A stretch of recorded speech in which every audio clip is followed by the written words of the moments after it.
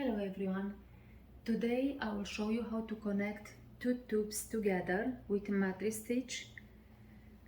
This yarn is Caron Latte-Cakes. It's really fuzzy and sometimes it's hard to see where to connect them. I like to use stitch markers when I do the tubes. One color at the beginning and different color at the end. This is the cast on and I leave a short tail, and for cast off I leave a long tail so I can seam the tubes together. Before I do the mattress stitch, I like to close the tubes, and I close it with slip stitch method, and I like to mark this, the beginning and the middle of this tube. So this stitch marker is in first and the 46 loop, and this one is 23 and 24. There are many videos on the internet how to use the mattress stitch, but I want to show you with this yarn because it's hard to see, and I have a pattern with this yarn, more patterns, and if you want to use it you can do the same like me. So this is the stitch marker that I'm referring to, and take this column and look for the V's. Okay, I'm just doing this way so I can mark, because I want to place a different stitch marker. Sorry. Okay.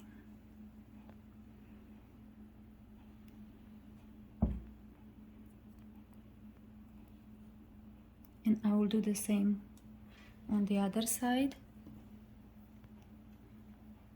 This was easy because it was the first and the 46th loop, and then it was easy to see. For this one, it's the middle of the tube, and then when you lift the stitch marker, I can see that this is the column that I will use.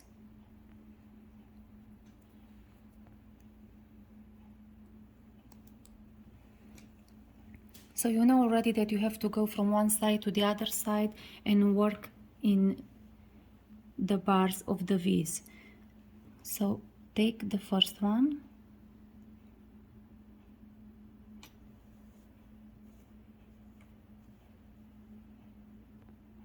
go to the next,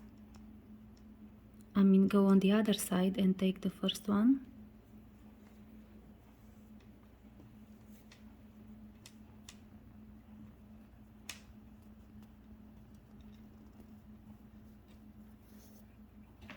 and now to be more easy, I like to work all the time in each bar, but I take more than one. I will show you what I do. So all the time you'd go in the place that you came last time on the other side. So I'm just going this way, and then I take one by one and go again, and I can see that one side is lifted up, and then when I go on the other one, this is like a hole here, and I go back and I'm coming in this side, and I take as many as I can this way, like this. So I take one by one, but I take more than one when I pull the yarn, and I finish faster this way. And now I'm not sure, you cannot see so easy, so I have the stitch markers, but in the same time you lift the pieces, like this, and when you pull the yarn you see the place, and then try to see the other side. It's just when you start it's hard. So I'm on this side, go to the other one. So take this one,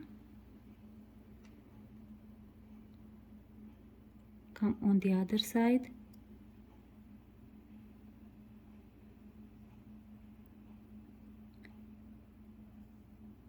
and then go from one side to the other one.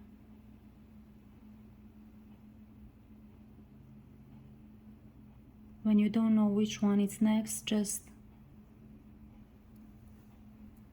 pull the needle and make sure that everything is okay, and you can check if you come in the same column, you know, it's good. This one is in the middle, and then here they are really close, so then I move them. I open, don't take it out until you see the column. So I don't know if you see it. It's even for me it's hard to see with this yarn, so just pay attention. I have this V, okay, and I have to go all the way up. I mean, not far away. Or you can place the same stitch marker, or you can do a different one and you don't stop so often like me. So this one was here, and just move it.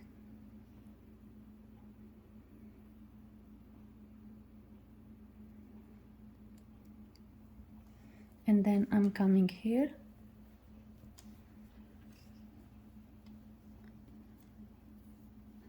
and I have to go back in the same place that I came last time.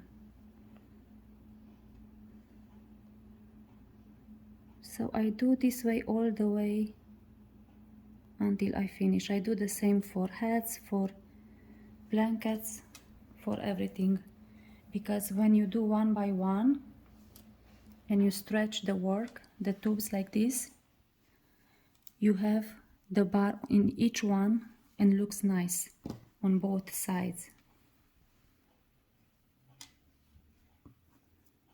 You see, this one I finished before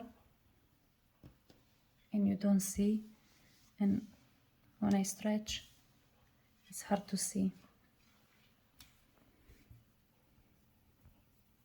So this is how I do the mattress stitch.